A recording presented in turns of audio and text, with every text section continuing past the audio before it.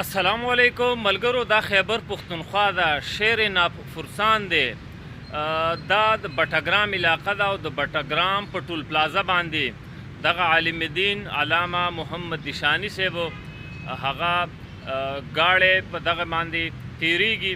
نو د ټول پلازې والا ناجایزه ټول پلازه ټیکس وصولي هغې مطالبه کړې ده. نو په دې باندې دا په غوسه کې راغلی دی او بیا یې دغسې عمل کړی دی.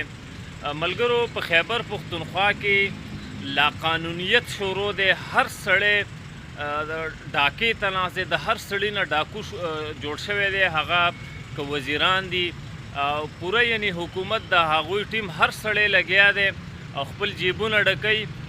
نو حتی د ټول پلازې چې کوم نوکران دي او په دغه ځای کې چې کوم عامله ده هغوی هم دا کارونه شروع کړل. نو د خیبر پښتونخوا د الله حفاظت وکړي. ملګرو، دا بل یو خبر را روان دی، هغه د غلامۍ نه بیا د ازادۍ نارې وهلې. شهریار افریدي وایي خپله لور یې امریکې ته ولېږله. نو دې خلکو موږ ته د امریکې نه د ازادۍ درسونه راکولو. دا بل یو خبر هم را روان دی، عمران خان د اسرائیل په غم کې او پته نه لګي د هغوی په غم کې به کړی هغه کوم احتجاج اعلان یې چې کړی و نو هغه مؤخر کو.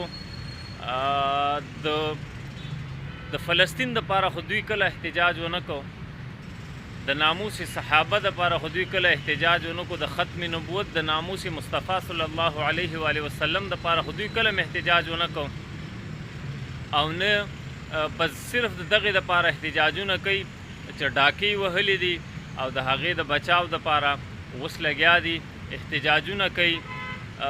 د فلسطین نوم دوی په خوله باندې نه اخلي، خو چې نن اسرائیل هغه راګیر شوی دی نو دوی د هغوی دپاره احتجاج هم مؤخر کو.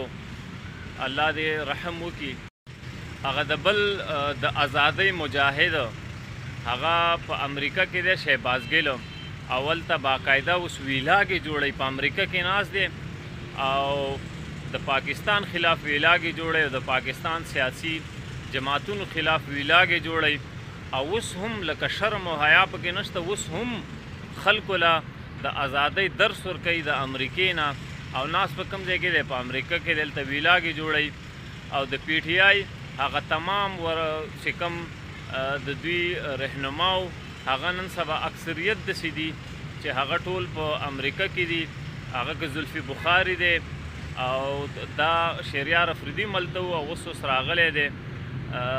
ملګرو، دغه د پی ټي آی منافقت دی. تاسو وکتو